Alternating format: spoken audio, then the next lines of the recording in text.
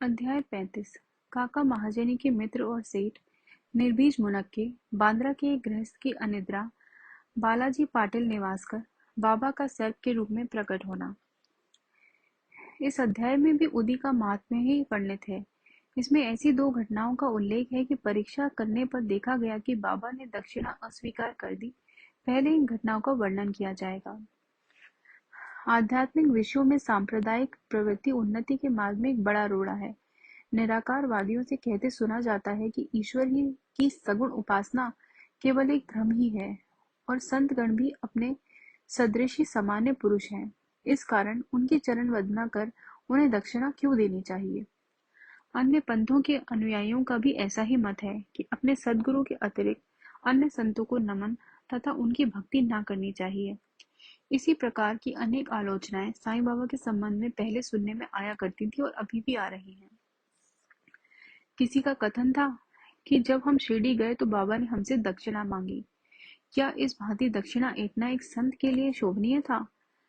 जब वे इस प्रकार आचरण करते हैं फिर उनका साधु धर्म कहाँ रहा। परंतु ऐसी भी कई घटनाएं अनुभव में आई हैं कि जिन लोगों ने शिरडी जाकर अविश्वास से बाबा के दर्शन किए उन्होंने ही सर्वप्रथम बाबा को प्रणाम कर प्रार्थना भी की। ऐसे ही कुछ उदाहरण नीचे दिए जाते हैं। काका महाजनी के मित्र। काका महाजनी के मित्र निराकारवादी तथा मूर्ति पूजा के सर्वथा विरुद्ध थे। कौतूहलवश वे काका महाजनी के साथ दो शर्तों पर शिरडी चलने को सहमत हो गए। पहला कि बाबा को नमस्कार ना करेंगे और दूसरा ना ही उन्हें कोई दक्षिणा देंगे।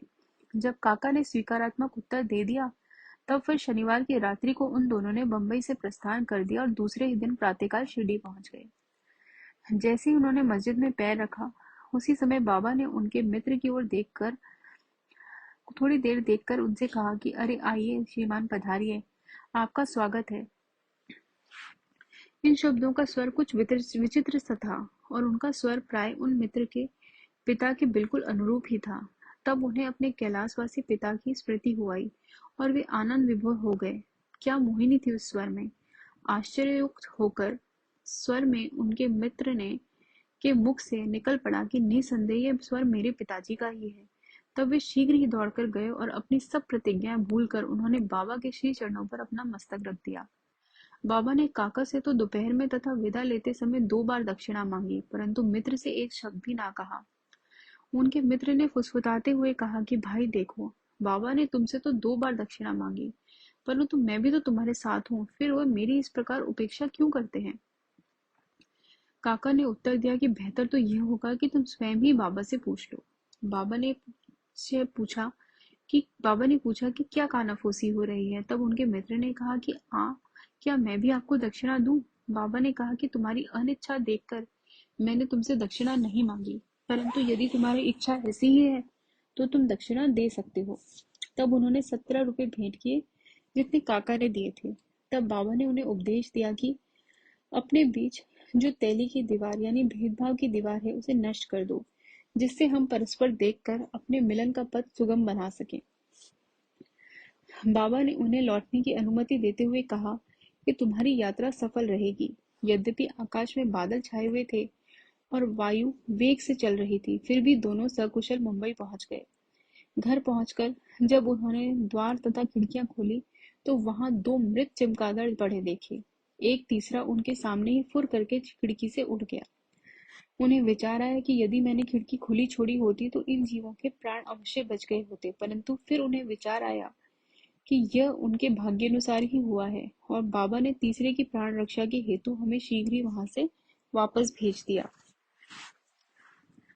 काका महाजनी के सेठ। बंबई में ठक्कर धर्मसिंह जेठाबाई सॉलिसिटर कानूनी सलाहकार की एक फर्म थी। काका इस फर्म के व्यवस्थापक थे। सेठ और व्यवस्थापक के संबंध परस्पर अच्छे थे। श्रीमान ठक्कर को ज्ञात था कि काका बहुधा शिरडी जाया करते हैं और वहां कुछ दिन ठहरकर बाबा की अनुमति से ही वापस लौटते हैं। कौतूहलवश बाबा की परीक्षा करने के विचार से उन्होंने भी होलिकोत्सव के अवसर पर काके के साथ ही शिरडी जाने का निश्चय किया। काका का शिरडी से लौटना सदैव अनिश्चित सा ही रहता था, इसलिए अपने साथ एक मित्र को लेकर वे तीनों रवाना हो गए। मार्ग में काका ने बाबा को अर्पित करने हेतु 2 सेर मुनक के मोल ले लिए। ठीक समय पर शिरडी पहुंचकर वे उनके दर्शनार्थ मस्जिद में गए। बाबा साहेब तरखड़ भी तब वहीं पर थे। श्री ठक्कर ने उनसे आने का हेतु पूछा। तरखड़ ने उत्तर दिया कि मैं तो दर्शन के लिए ही आया हूँ, मुझे चमत्कारों से कोई प्रयोजन नहीं। यहाँ तो भक्तों की हार्दिक इच्छाओं की पूर्ति होती है। काका ने बाबा को नमस्कार कर उन्हें मुनक्के अर्पित किए। तब बाबा ने उन्हें वितरित करने की आज्ञा दे दी। श्रीमान ठक्कर को भी कुछ मुनक्के मिले। एक तो उन्हें मुनक्का रुचिकर न लगता था, दूसरा इस प्रकार अस्वच्छ खाने की डॉक्टर ने मनाही करी थी, इसलिए वे कुछ निश्चय न कर सके और ना चाहते हुए उन्हें उसे ग्रहण करना पड़ा और फिर दिखावे मात्र के लिए ही उन्होंने मुंह में डाल लिया। अब समझ में न आता था कि उनके बीजों का क्या करें। मस्जिद की फर्श पर तो थूका नहीं जा सकता था, इसलिए उन्होंने वे बीज अपनी इच्छा के विरुद्ध अपने खीसे में डाल लिए और सोचने लगे कि जब बाबा संत हैं तो ये बात उन्हें कैसे अविदित रह सकती है कि मुझे मुनक्के नापसंद है। फिर क्या वे मुझे इसके लिए लाचार कर सकते हैं? जैसे ही ये विचार उनके मन में आया, बाबा ने उन्हें कुछ और मुनक्के दिए, पर उन्होंने खाया नहीं और अपने हाथ में ले लिया। तब बाबा ने उन्हें खा लेने को कहा। उन्होंने आज्ञा का पालन किया और चबाने पर देखा कि वे सब निर्बीज हैं। वे चमत्कार की इच्छा रखते थे, इसलिए उन्हें देखने को मिल गया। उन्होंने सोचा कि बाबा समस्त विचारों को तुरंत जान लेते हैं और मेरी इच्छानुसार ही उन्होंने इन्हें बीज रहित बना दिया है। क्या अद्भुत शक्ति है इनमें।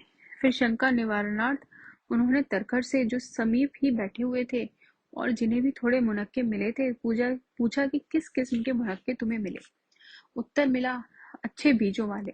श्रीमान ठक्कर को तब और भी आश्चर्य हुआ कि यदि बाबा वास्तव में संत हैं तो अब सर्वप्रथम मुनक्के काका को ही दिए जाने चाहिए।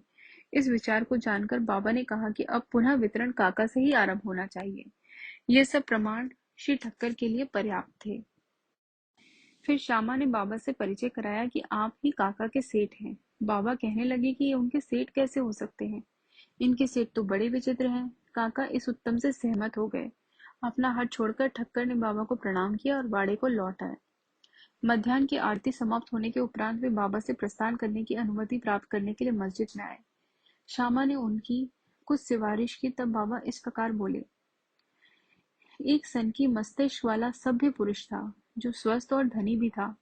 शारीरिक तथा मानसिक व्यथाओं से मुक्त होने पर भी वह स्वतः ही अनावश्यक चिंताओं में डूबा रहता और व्यर्थ ही यहाँ वहां भटक कर अशांत बना रहता था। कभी वह स्थिर और कभी चिंतित रहता था। उसकी ऐसी स्थिति देखकर मुझे दया आ गई और मैंने उससे कहा कि कृपया अब आप अपना विश्वास एक इच्छित स्थान पर स्थिर कर लें। इस प्रकार व्यर्थ भटकने से कोई लाभ नहीं। शीघ्र ही एक निर्दिष्ट स्थान चुनो। इन शब्दों से ठक्कर के समझ में तुरंत आ गया कि यह सर्वथा मेरी ही कहानी है। उनकी इच्छा थी कि काका भी हमारे साथ ही लौटे। बाबा ने उनका ऐसा विचार जानकर काका को सेठ के साथ ही लौटने की अनुमति दे दी। किसी को विश्वास न था कि काका इतने शीघ्र शिरडी से प्रस्थान कर सकेंगे। इस प्रकार ठक्कर को बाबा द्वारा विचार जानने का एक और प्रमाण मिल गया। तब बाबा ने काका से 15 रुपए दक्षिणा मांगी और कहने लगे कि यदि मैं किसी से 1 रुपया दक्षिणा लेता हूँ तो उसे 10 गुना लौटाया करता हूँ। मैं किसी की कोई वस्तु बिना मूल्य नहीं लेता और ना तो प्रत्येक से मांगता ही हूँ। जिसकी ओर फकीर यानी ईश्वर इंगित करते हैं उससे ही मैं मांगता हूँ, और जो गत जन्म का ऋणी होता है उसकी ही दक्षिणा स्वीकार की जाती है या हो जाती है। दानी देता है और भविष्य में सुंदर उपज का बीजारोपण करता है। धन का उपयोग धर्मोपार्जन के निमित्त ही होना चाहिए। यदि धन व्यक्तिगत आवश्यकताओं में व्यय किया गया तो यह उसका दुरुपयोग है। यदि तुमने पूर्व जन्म में दान नहीं दिया है तो इस जन्म में पाने की आशा कैसे कर सकते हो। इसलिए यदि प्राप्ति की आशा रखते हो तो अभी दान करो। दक्षिणा देने से वैराग्य की वृद्धि होती है और वैराग्य प्राप्ति से भक्ति और ज्ञान बढ़ जाते हैं। 1, 2 और 10 गुना लो। इन शब्दों को सुनकर श्री ठक्कर ने भी अपना संकल्प भूलकर बाबा को 15 रुपए भेंट किए। उन्होंने सोचा कि अच्छा ही हुआ जो मैं शिरडी आ गया, यहाँ मेरी सब शंकाएं नष्ट हो गईं और मुझे बहुत कुछ शिक्षा प्राप्त हो गई। ऐसे विषयों में बाबा की कुशलता बड़ी अद्वितीय थी। यद्यपि वे सब कुछ करते थे, फिर भी वे इन सब से अलिप्त रहते थे। नमस्कार करने या न करने वाले दोनों ही उनके लिए एक समान थे। उन्होंने कभी किसी का अनादर नहीं किया। यदि भक्त उनका पूजन करते तो उससे उन्हें कोई प्रसन्नता न होती और यदि कोई उनकी उपेक्षा करता तो ना कोई दुखी होता। वे सुख और दुख की भावना से परे हो चुके थे। अनिद्रा। बांद्रा के एक महाशय कायस्थ प्रभु बहुत दिनों से नींद न आने के कारण अस्वस्थ थे। जैसे ही वे सोने लगते, उनके स्वर्गवासी पिता स्वप्न में आकर उन्हें बुरी तरह गालियां देते हुए दिखने लगते थे। इससे निद्रा भंग हो जाती और वे रात्रि भर अशांति महसूस करते थे। हर रात्रि को ऐसा ही होता था, जिससे वे किंकर्तव्य विमूढ़ हो गए। एक दिन बाबा के एक भक्त से उन्होंने इस विषय में परामर्श किया। उसने कहा कि मैं तो संकट मोचन सर्व पीड़ा निवारणी उदी को ही इसकी रामबाण औषधि मानता हूँ, जो शीघ्र ही लाभदायक सिद्ध होगी। उन्होंने एक उदी की पुड़िया देकर कहा कि इसे शयन के पूर्व माथे पर लगाकर अपने सिरहाने रखो। फिर तो उन्हें निर्विघ्न प्रगाढ़ निद्रा आने लगी। यह देखकर उन्हें महान आश्चर्य और आनंद हुआ। यह क्रम चालू रखकर वे अब साईं बाबा का ध्यान करने लगे। बाजार से उनका एक चित्र लाकर उन्होंने अपने सिरहाने के पास लगाकर उनका नित्य पूजन करना प्रारंभ कर दिया। प्रत्येक गुरु को वे हार और नैवेद्य अर्पण करने लगे। वे अब पूर्ण स्वस्थ हो गए और पहले के सारे कष्टों को भूल गए। बालाजी पाटिल नेवासकर ये बाबा के परम भक्त थे। ये उनकी निष्काम सेवा किया करते थे। दिन में जिन रास्तों में बाबा निकलते, उन्हें वे प्रातःकाल ही उठकर झाड़ू लगाकर पूर्ण स्वच्छ करते थे। इसके पश्चात यह कार्य बाबा की एक परम भक्त महिला राधा कृष्ण माई ने किया और फिर अब्दुल ने। बालाजी जब अपनी फसल काट कर लाते तो वे सब अनाज उन्हें भेंट कर दिया करते थे। उनमें से जो कुछ बाबा उन्हें लौटा लेते, उसी से वे अपने कुटुंब का भरण पोषण किया करते थे। यह क्रम अनेक वर्षों तक चला और उनकी मृत्यु के पश्चात भी उनके पुत्र ने इसे जारी रखा। उदी की शक्ति और महत्व। एक बार बालाजी के श्राद्ध दिवस की वार्षिकी यानी बरसी के अवसर पर कुछ व्यक्ति आमंत्रित किए गए। जितने लोगों के लिए भोजन तैयार किया गया, उससे तिगुना लोग भोजन के लिए समय एकत्रित हो गए। यह देखकर श्रीमती नेवासकर किंकर्तव्य विमूढ़ सी हो गईं। उन्होंने सोचा कि यह भोजन सबके लिए पर्याप्त ना होगा और कहीं कम पड़ गया तो कुटुंब की भारी अपकीर्ति होगी। तब उनकी सास ने उनसे सांत्वनापूर्ण शब्दों में कहा कि चिंता ना करो, ये भोजन सामग्री हमारी नहीं, ये तो श्री साईं बाबा की है। प्रत्येक बर्तन में उदी डालकर उन्हें वस्त्र से ढक दो और बिना वस्त्र हटाए सबको परोस दो। वे ही हमारी लाज बचाएंगे। परामर्श के अनुसार ऐसा ही किया गया। भोजनार्थियों के तृप्ति पूर्वक भोजन करने के पश्चात भी भोजन सामग्री यथेष्ट मात्रा में शेष देखकर उन लोगों को महान आश्चर्य और प्रसन्नता हुई। यथार्थ में देखा जाए तो जैसा जिसका भाव होता है, उसके अनुकूल ही अनुभव प्राप्त होता है। ऐसी ही घटना मुझे प्रथम श्रेणी के उप न्यायाधीश तथा बाबा के परम भक्त श्री B.A. चौगुले ने बतलाई। फरवरी सन 1943 में करजत में पूजा का महोत्सव हो रहा था। तभी इस अवसर पर एक वृहद भोज का आयोजन हुआ। भोजन के समय आमंत्रित लोगों से लगभग 5 गुना अधिक लोग भोजन के लिए आए। फिर भी भोजन सामग्री कम नहीं हुई। बाबा की कृपा से सबको भोजन मिला।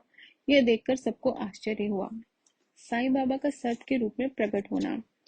शिरडी के रघु पाटिल एक बार निवासी के बालाजी पाटिल के पास गए, जहाँ संध्या को उन्हें ज्ञात हुआ कि एक सांप फुफकारता हुआ गौशाला में घुस गया है।